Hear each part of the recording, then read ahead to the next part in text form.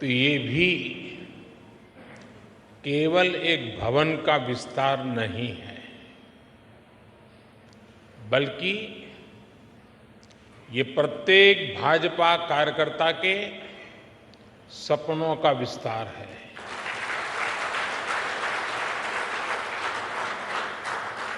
भाजपा के सेवा के संकल्प का विस्तार है। मैं पार्टी के उन कोटि कोटि कार्यकर्ताओं के चरणों में प्रणाम करता हूं।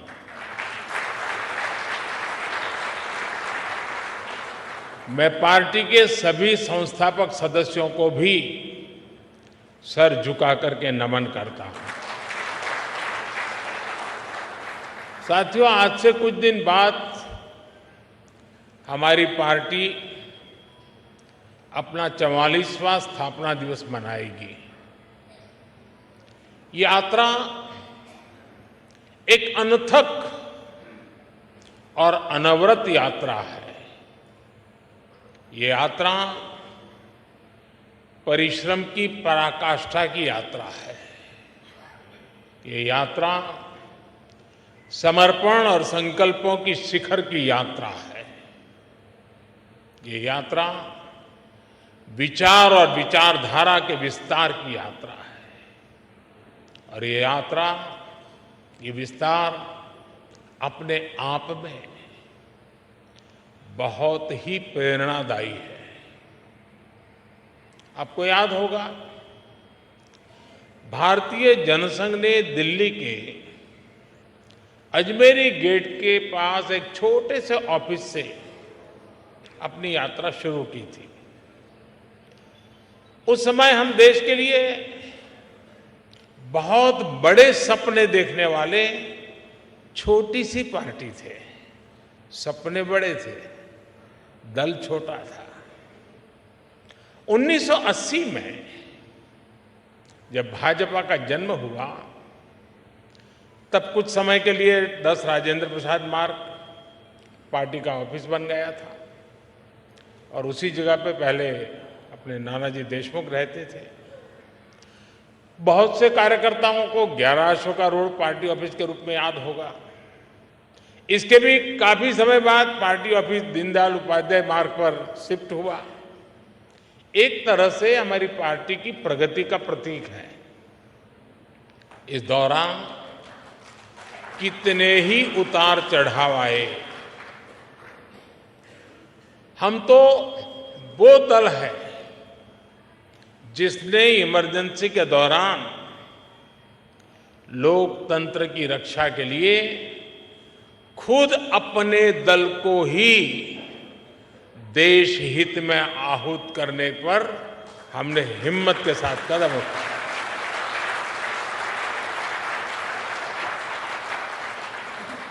फिर सन 84 में जो हुआ, देश कभी भी उस काले पृष्ठ को भूल नहीं सकती है। और उसके बाद जो चुनाव हुआ, कांग्रेस को ऐतिहासिक बहुमत मिला था। भावनाओं से भरा हुआ वो माहौल, एक इमोशनली चार्ज एटमॉस्फियर, और उस आंधी में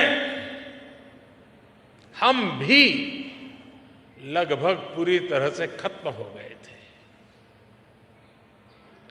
लेकिन हम हताश नहीं हुए। हम निराश नहीं हुए। हमने किसी और में दोष ढूंढने की कोशिश नहीं की। आरोप प्रत्यारोप के चक्कर में हम नहीं पड़े। हम चले गए फिर एक बार जनता जनार्दन के बीच। हमने जमीन पे काम किया। हमने अपने संगठन को मजबूत किया और तब जाकर आज हम यहां पहुंचे हैं।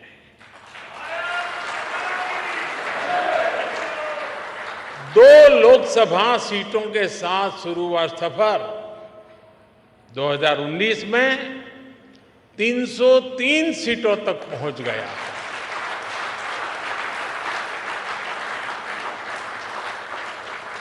आज कई राज्यों में हमें 50% से ज्यादा वोट मिलते हैं।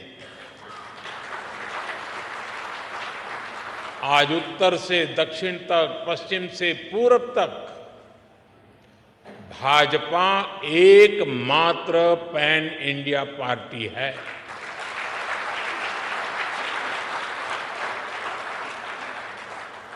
परिवार के कब्जे वाली पार्टियां, फैमिली रन पार्टियों के बीच भाजपा ऐसा राजनीतिक दल है जो युवाओं को आगे आने के लिए बहुत अवसर देता है, खुला मैदान देता है।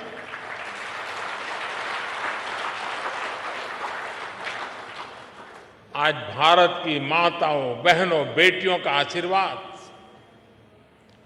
जिस पार्टी के साथ है, उस पार्टी का नाम है भारतीय जनता पार्टी।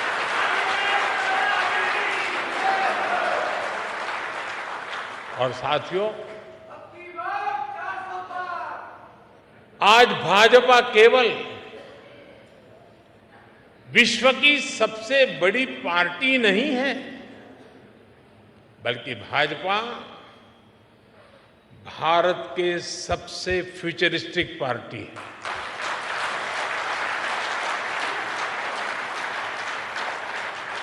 हमारा एक ही लक्ष्य है, भविष्य के आधुनिक और विकसित भारत का निर्माण करना। और इसलिए हमें खुद अपने लिए भी भविष्य के लक्ष्य निर्धारित करने ही होंगे। इसके लिए हमारे पास आधुनिक सोच भी होनी चाहिए, आधुनिक संसाधन भी होने चाहिए। हमें भाजपा को एक ऐसी संस्था के रूप में विकसित करना है जिसके पास अगले 10 साल, 20 साल, 50 साल के लक्ष्य निर्धारित है। इसके लिए 3 बातें हर कर्तव्यनिष्ठ कार्यकर्ता, हर भाजपा सदस्य के स्वभाव में होना समय की मांग है, देश की जरूरत है। वो 3 बातें क्या हैं? एक है अध्ययन, दूसरा है आधुनिकता और तीसरा है विश्व भर से अच्छी बातों को आत्मसात करने की शक्ति।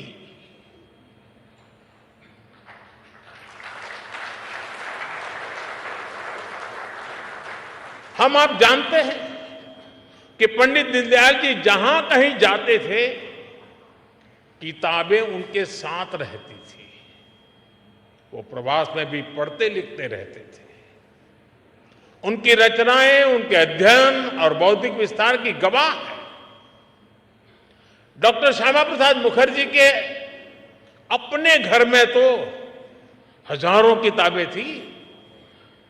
भाजपा कार्यालय की नई बिल्डिंग पार्टी की उस परंपरा का एक केंद्र बनेगी और बननी चाहिए।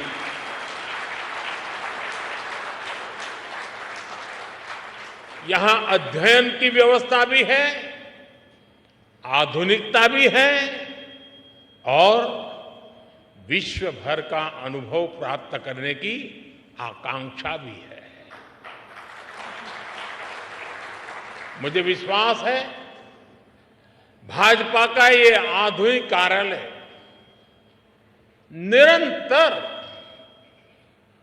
इन सपनों के लिए, इन संकल्पों के लिए, इस अदम्य इच्छा और उमंग के लिए अविरत प्रेरणा का स्रोत बनेगा।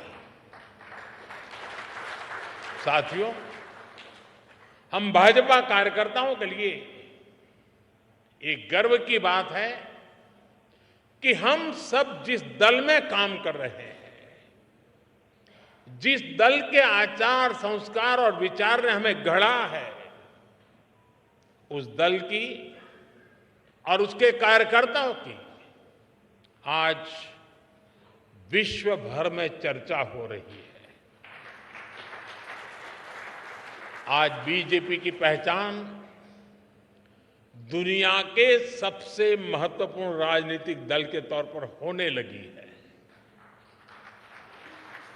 आज भाजपा की तुलना दुनिया की उन ऐतिहासिक पार्टियों से होने लगी है जिन्होंने अपने शासनकाल में अपने देश का भाग्य बदल दिया था। ये समय बीते 4-5 दशकों में भाजपा कार्यकर्ताओं के त्याग और तपस्या की वजह से आया है।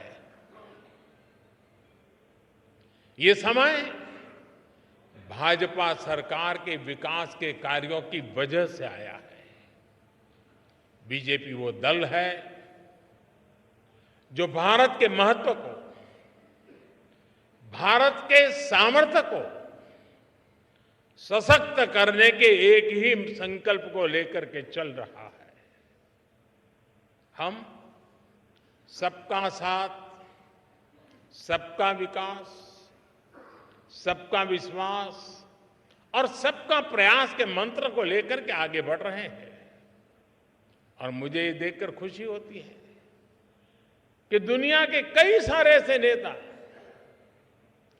वो हमारी भाषा से परिचित नहीं है, लेकिन फिर भी वो ये सबका साथ, सबका विकास मंत्र दोहराने का प्रयास करते हैं। वो अपनी भाषा में उसका अनुवाद भी करते हैं। साथियों, आज हमारा नॉर्थ ईस्ट सबका साथ, सबका विकास के मंत्र का बेहतरीन उदाहरण है। नॉर्थ ईस्ट की आबादी में बहुत विविधता है। वहां अलग अलग समुदायों के लोग हैं। आदिवासी और विधायी समुदाय के लोग बहुतायत हैं। इस क्षेत्र के लोग भाजपा पर अभूतपूर्व विश्वास दिखा रहे हैं। आज नॉर्थ ईस्ट में भाजपा के 4 मुख्यमंत्री हैं। 2 अन्य राज्यों में हमारे गठबंधन की सरकारें हैं। इस सफलता का बड़ा श्रेय भाजपा के कार्यकर्ताओं को ही जाता है। भाजपा कार्यकर्ताओं के इसी परिश्रम की वजह से आज दक्षिण भारत में भी दूर दूर तक पार्टी का विस्तार हो रहा है। कर्नाटका में भाजपा इतने वर्षों से मजबूत स्थिति में है। आज भी हम नंबर 1 पार्टी है कर्नाटका में। तेलंगाना में भी लोगों का एकमात्र भरोसा सिर्फ और सिर्फ भाजपा है। आंध्र प्रदेश में लोगों का भाजपा पर विश्वास दिनों दिन बढ़ता चला जा रहा है। तमिलनाडु और केरला में भाजपा हर जिले में, हर बूथ पर दिनों दिन मजबूत हो रही है। एक भारत श्रेष्ठ भारत की भावना के साथ हो रहा भाजपा का ये विस्तार हमें सीटों के मामले में और वोट शेयर के मामले में सफलता की नई ऊंचाइयों पर ले जाएगा। लेकिन साथियों, मैं एक बात और भी कहना चाहता हूं। भाजपा को केवल उसकी प्रेजेंस और प्रभाव से नहीं समझा जा सकता है। भाजपा को जानने के लिए उसके स्वभाव को भी समझना जरूरी है। और भाजपा का स्वभाव है नूतनता, आधुनिकता। नूतनता हमारी निष्ठा है और आधुनिकता हमारी अवधारणा है। इसलिए बीजेपी केवल चुनाव लड़ने और जीतने के सीमित नहीं है। बीजेपी एक व्यवस्था है, बीजेपी एक विचार है, बीजेपी एक संगठन है, बीजेपी एक आंदोलन है।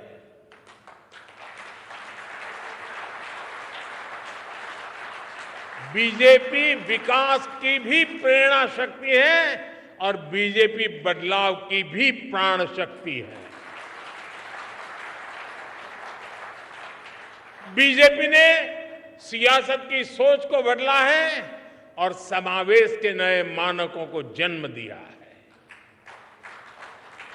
और इसका एक उदाहरण है भाजपा का सदस्यता अभियान और इसके माध्यम से पार्टी का विस्तार।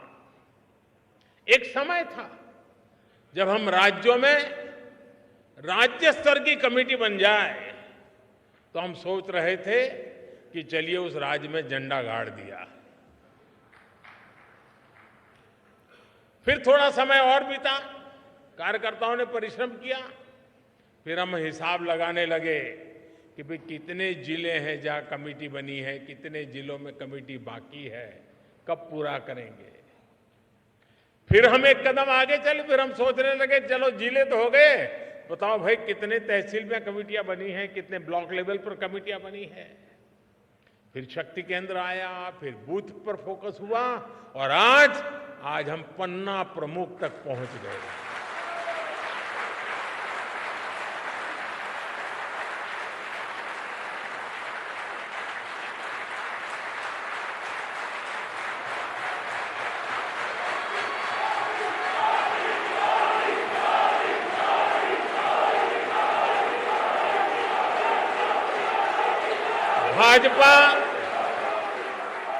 भाजपा पहली पार्टी है जिसने पार्टी की व्यवस्था में संवैधानिक रूप से महिलाओं के लिए पद की व्यवस्था की है। संविधान के तहत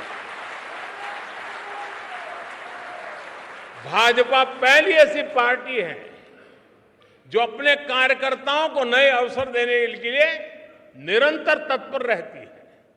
हमने पार्टी की समितियों में, कमेटियों में हर बार 25% नए लोगों को लाने की व्यवस्था शुरू की है। हम कार्यकर्ताओं की इसी ताकत से सत्ता के शिखर तक पहुंचे हैं। लेकिन हम भले ही सत्ता के शिखर पर पहुंचे हो, लेकिन हमारे पांव आज भी उतने ही जमीन पर हैं जितने 1980 में हुआ करते थे।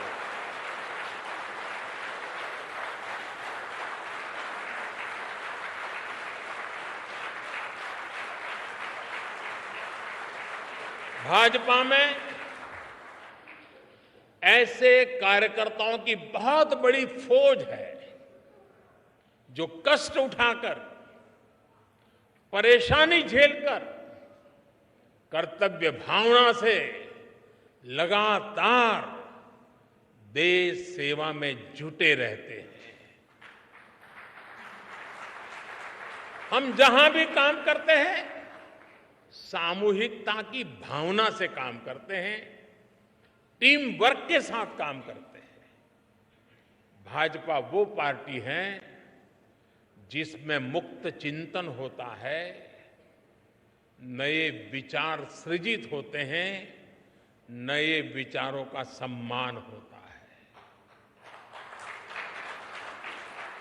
चिंतन और अध्ययन करने वाले एक बहुत बड़ा वर्ग हमारे भाजपा परिवार का विशाल विस्तार है, हिस्सा है, वटवृक्ष की भांति है।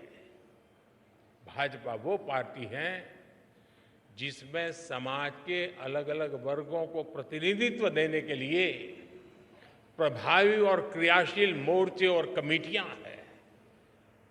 भाजपा में हर मोर्चा अपनी सामाजिक भूमिका में सक्रिय भी होता है, प्रभावशाली भी होता है।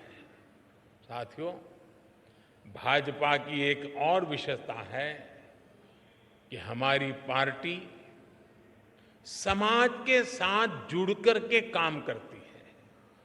भाजपा में समाज की सेवा के माध्यम से कार्यकर्ताओं को गढ़ा जाता है। जैसे कि आपने देखा होगा, आजकल भाजपा सांसद अपने क्षेत्र में खेल प्रतियोगिताएं करा रहा है। इनके आयोजन में बड़ी जिम्मेदारी भाजपा के वहां के स्थानीय कार्यकर्ता ही निभा रहे हैं। इसमें देश के लाखों युवाओं को भाग लेने का मौका मिल रहा है। हजारों युवाओं को पदक मिल रहे हैं, उनके लिए आगे बढ़ने के रास्ते खुल रहे हैं और हमें भी क्षेत्र के सामर्थ्य का परिचय होता है। इसी तरह कहीं कोई प्राकृतिक आपदा हो, समाज के सामने कहीं कोई चुनौती आए या फिर रक्तदान जैसे समाज सेवा से जुड़ा अभियान हो, भाजपा के कार्यकर्ता सबसे पहले पहुंचते हैं और सबसे आखिरी तक मोर्चे पर डटे रहते हैं।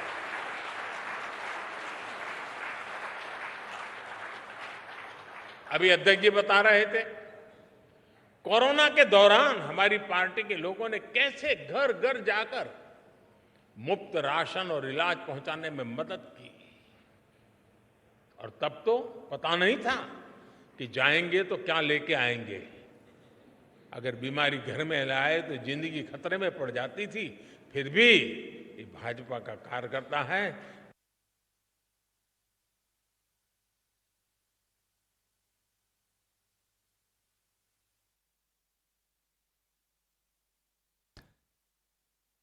Prime Minister Narendra Modi addressing the gathering as he's inaugurated the extension of the BJP's central headquarters, addressing the cadre at the headquarters soon after the inauguration. Let's go back to that. अगर बीमारी घर में लाए तो जिंदगी खतरे में पड़ जाती थी। फिर भी ये भाजपा का कार्यकर्ता है जो हर घर जाता था।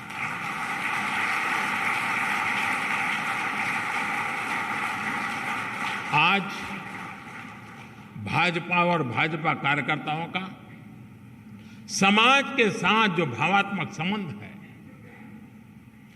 वो आपको किसी और राजनीतिक दल में नजर आएगा कि नहीं आएगा, ये मैं कह नहीं सकता। साथियों, जब हम समाज की सेवा के लिए अपना जीवन खपाते हैं तो सरकार बनाने का अवसर मिलने पर भी ये हमारी प्राथमिकता होता है। इसलिए ही आज पूरे भारत में भाजपा सरकारें आकांक्षा, विकास और प्रगति का पर्याय बन रही है। और ये भाजपा का ब्रांड ऑफ गवर्नेंस है। जहां भी भाजपा की सरकार है, वहां गरीब कल्याण के लिए योजनाएं तेज गति से चलने लगती है। जहां भी भाजपा की सरकारें हैं, वहां योजनाओं का लाभ लाभार्थियों तक पहुंचाना सुनिश्चित हो जाता है। जहां भी भाजपा की सरकारें, वहां युवा शक्ति को आगे बढ़ने के लिए नए अवसर बनते हैं। जहां भी भाजपा की सरकारें हैं, वहां योजनाओं में महिला सशक्तिकरण को सर्वोच्च प्राथमिकता मिलने लगती है। जहां भी भाजपा की सरकारें हैं, वहां कानून व्यवस्था सुदृढ़ हो जाती है। जहां भी भाजपा की सरकारें हैं, वहां ease of doing business, ease of living के प्रयास बढ़ने लगते हैं। जहां भी भाजपा की सरकारें हैं, वहां इंफ्रास्ट्रक्चर का तेजी से विकास होना शुरू हो जाता है। जहां भी भाजपा की सरकारें हैं, वहां विकास और विरासत दोनों साथ साथ चलते हैं। साथियों, मैं समझता हूं अब समय आ गया है कि हमारी यूनिवर्सिटीज, एकेडमिशियंस और एक्सपर्ट्स भारत के पिछले 75 साल के अलग अलग गवर्नेंस मॉडल्स की कंपैरेटिव स्टडी करें, एनालिसिस करें, देश और दुनिया के सामने रखें। देश ने लंबे समय तक कांग्रेस का एक गवर्नेंस मॉडल देखा है। देश ने कम्युनिस्टों का भी कुछ राज्यों में गवर्नेंस का मॉडल देखा है। देश ने परिवारवादी, फैमिली रन पार्टियों के काम करने का तरीका भी देखा है। अलग अलग गठबंधनों की सरकारों का गवर्नेंस मॉडल भी देश ने देखा है। और देश आज पूर्ण बहुमत वाली भाजपा सरकारों का गवर्नेंस मॉडल भी देख रहा है। एक निश्चित पैरामीटर्स के साथ जब इसकी एनालिसिस होगी तो गवर्नेंस के मॉडल का महत्व समझ में आएगा। देश के सामान्य मानवी को भी पता चलेगा कि गवर्नेंस के किस मॉडल ने देश को क्या दिया, उसके परिणाम क्या निकले और उनके लिए क्या बेहतर रास्ता है। साथियों, आज भारतीय जनता पार्टी के प्रत्येक कार्यकर्ता को एक बात समझना बहुत आवश्यक है। देश इस समय जिस कालखंड से गुजर रहा है वो तेज विकास के लिए बहुत अहम है। ये अमृतकाल ये सिर्फ शब्द समूह नहीं है, ये धरती की सच्चाई है। 140 करोड़ देशवासियों की दिलों की धड़कन है।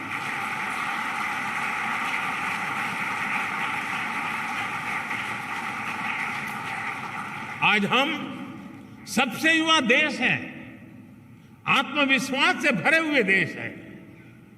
पूरे विश्व में दुनिया के बड़े बड़े मंचों पर आज अगर किसी का डंका बज रहा है तो नाम है हिंदुस्तान, वो नाम है भारत। ऐसे में देश के भीतर बैठी और देश के बाहर बैठी भारत विरोधी शक्तियों का एकजुट होना स्वाभाविक है। ये शक्तियां किसी भी तरह भारत से विकास का एक कालखंड छीन लेना चाहती है। आज भारत का सामर्थ्य अगर फिर बुलंदी की तरफ जा रहा है तो इसके पीछे हमारी एक मजबूत नींव है। ये नींव हमारी संवैधानिक संस्थाओं की है, हमारे कॉन्स्टिट्यूशनल इंस्टीट्यूशंस की है। इसलिए आज भारत को रोकने के लिए हमारी इस नींव पर चोट की जा रही है, संवैधानिक संस्थाओं पर प्रहार किया जा रहा है, उन्हें बदनाम करने का अभियान छेड़ा जा रहा है, उनकी क्रेडिबिलिटी, उनकी विश्वसनीयता खत्म करने की साजिश की जा रही है। जो लोग भ्रष्टाचार में लिप्त हैं उन पर जब एजेंसियां कार्रवाई करती हैं तो एजेंसियों पर हमला किया जाता है। जब कोर्ट कोई फैसला सुनाता है तो कोर्ट पर सवाल उठाए जाते हैं, न्यायिक प्रणाली पर हमले होते हैं। आप सब देख रहे हैं कुछ दलों ने मिलकर भ्रष्टाचारी बचाओ अभियान छेड़ा हुआ है।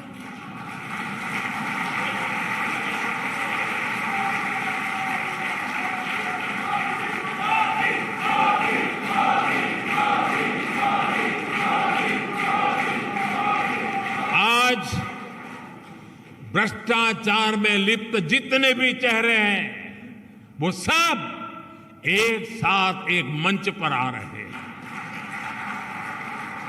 पूरा देश ये देख रहा है, देश समझ रहा है। साथियों, भ्रष्टाचार ने हमारे देश का बहुत नुकसान किया है। दिमक की तरह देश को खोखला किया है भ्रष्टाचार ने। देश की जनता देख रही है कि पहले की सरकारों ने किस तरह भ्रष्टाचार के खिलाफ कार्रवाई के नाम पर केवल खानापुरी की थी। लेकिन पिछले 9 साल में भाजपा सरकार ने भ्रष्टाचार के खिलाफ जो अभियान चलाया उसने आज भ्रष्टाचार और भ्रष्टाचारियों दोनों की जड़ें हिला दी है।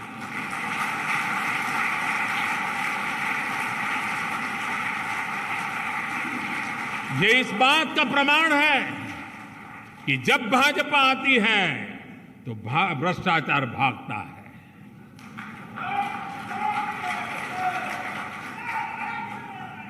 मैं आपको कुछ आंकड़े बताना चाहता हूं आज।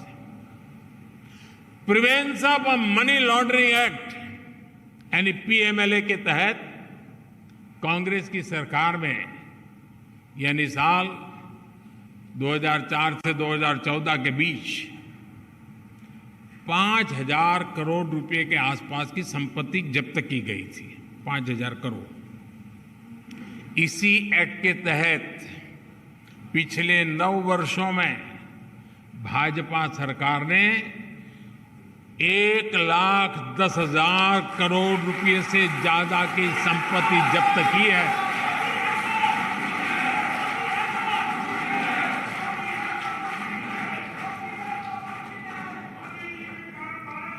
इस एक्ट के तहत पहले के मुकाबले 2 गुने से ज्यादा केस रिकॉर्ड किए गए हैं और 15 गुना ज्यादा लोगों को गिरफ्तार किया गया है।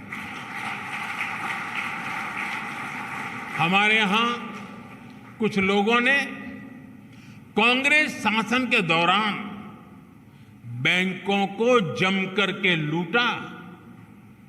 बैंकों का करीब 22,000 करोड़ रुपए का नुकसान करके ये लोग विदेश भाग गए। आज भाजपा सरकार ने इन लोगों की करीब करीब 20,000 करोड़ रुपए की संपत्ति जब्त करवा दी है।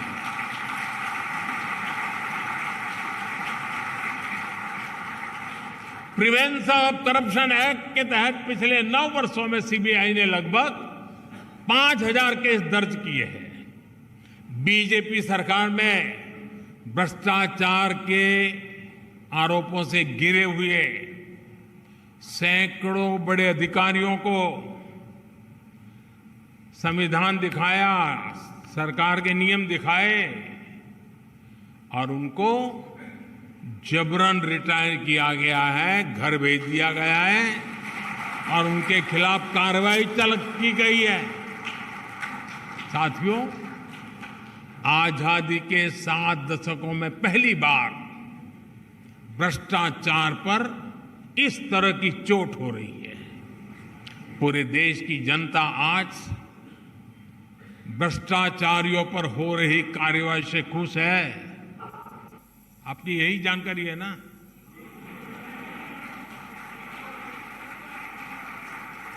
मैं जहां जाता हूं लोग यही कहते हैं, मोदी जी रुकना मत।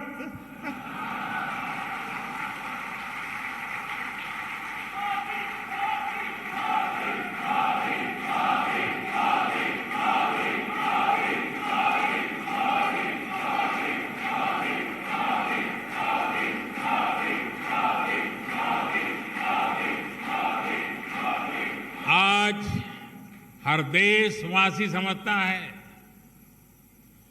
भ्रष्टाचार रुकेगा तभी देश आगे बढ़ेगा।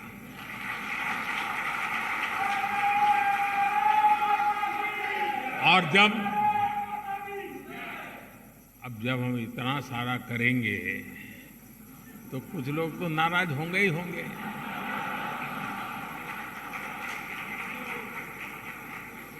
वो अपना गुस्सा भी निकालेंगे, लेकिन इनके झूठों आरोपों से न देश झुकेगा न भ्रष्टाचार के विरुद्ध कार्रवाई थमने वाली है।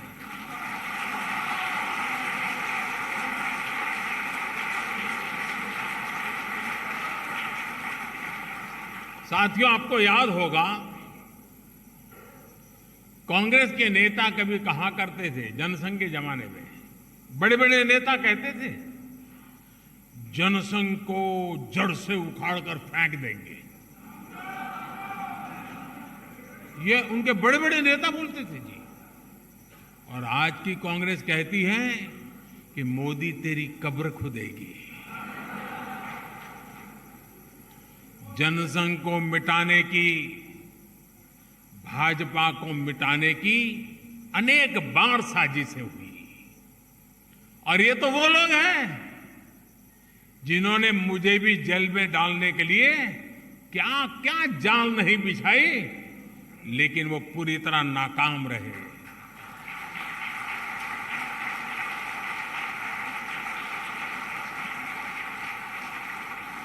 और हम बचे हैं, हम फले हैं, फूले हैं, तो जनता जनार्दन के आशीर्वाद से, देशवासियों के प्यार से बढ़े।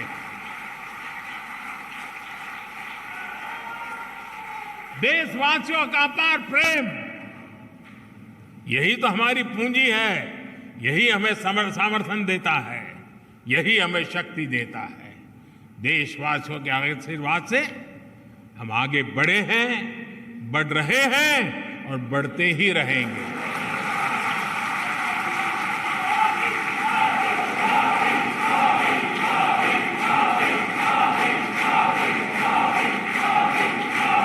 हम यहां से आगे बढ़ेंगे, वो भी देशवासियों के विश्वास से बढ़ने वाले हैं। साथियों, भाजपा ये वो पार्टी नहीं है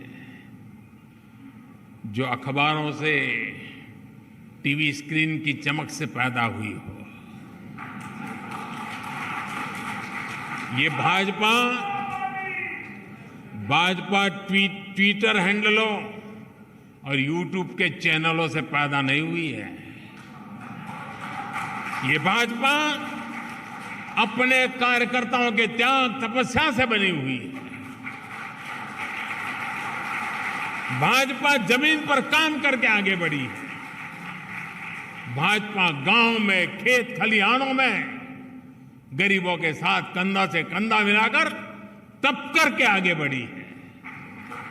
मुझे बहुत सारे लोग कहते हैं, अरे मोदी जी अब सत्ता मिल गई, 2 बार प्रधानमंत्री बन गए, अभी भी क्यों इतना दौड़ते रहते हो, क्यों भागते रहते हो, अरे कभी तो मौज करो, आराम करो। लेकिन उन लोगों को पता नहीं है, बीजेपी कार्यकर्ता की नियति आराम करना, बैठना, मौज करना हो नहीं सकती। भाजपा के कार्यकर्ता के लिए देश की आशाएं, लोगों की आकांक्षाएं, उनके सपने ही उसकी ड्राइविंग फोर्स होती है। इसी के लिए भाजपा कार्यकर्ता दिन रात दौड़ता है, भागता है, काम करता है, वो रुकता नहीं है, थकता नहीं है, झुकता भी नहीं है। लेकिन साथियों, हमें याद रखना है, हमारी ये लड़ाई आसान नहीं है। भाजपा को डगर डगर पर भ्रष्टाचार से लड़ना है। भाजपा को डगर डगर पर भाई भतीजावाद से लड़ना है। भाजपा को डगर डगर पर संप्रदायवाद से लड़ना है। भाजपा को डगर डगर पर जातिवाद से लड़ना है। भाजपा को डगर डगर पर भारत विरोधी विदेशी ताकतों और उनके इकोसिस्टम से लड़ना है, क्योंकि यही वो चुनौतियां हैं जिन्होंने देश का बहुत बड़ा नुकसान किया है, बहुत समय तक नुकसान किया है।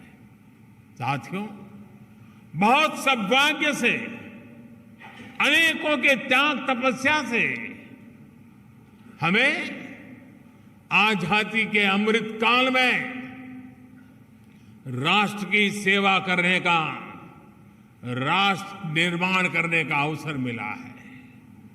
हम भारतीयों ने मिलकर 2047 तक, जब आजादी के 100 साल मनाएंगे, तब तक विकसित भारत का लक्ष्य रखा है। आजादी के अमृत महोत्सव से लेकर आजादी के 100 वर्ष तक देश की इस यात्रा में प्रत्येक भाजपा कार्यकर्ता को जी तोड़ मेहनत करनी ही करनी है।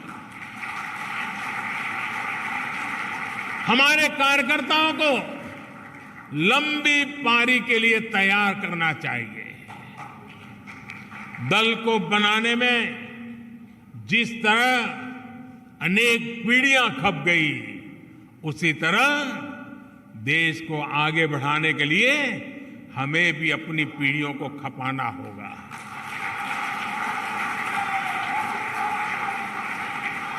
साथियों, मैं आपको फरवरी 2018 में इसी कार्यालय में कही हुई अपनी एक बात को आज याद दिलाना चाहता हूं।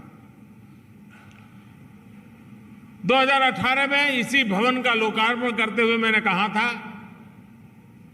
कि ये कार्यालय हमारी कर्मभूमि है, लेकिन भारत की सीमा ही हमारे कार्यों की सीमा है। हमें इस भवन से ऊर्जा लेकर संपूर्ण भारत की सीमा को ही अपना कार्यक्षेत्र बनाना है। मुझे पूरा विश्वास है आप सब इसी तपस्या के साथ देश के सपनों को साकार करते रहेंगे।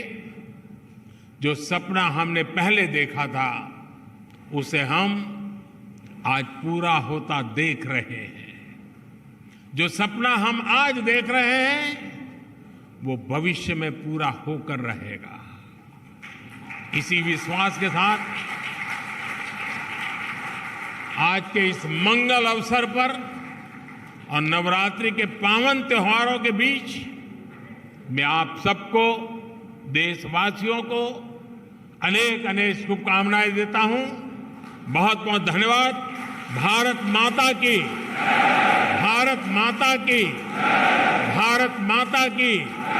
वंदे वंदे वंदे वंदे वंदे वंदे वंदे वंदे मातरम।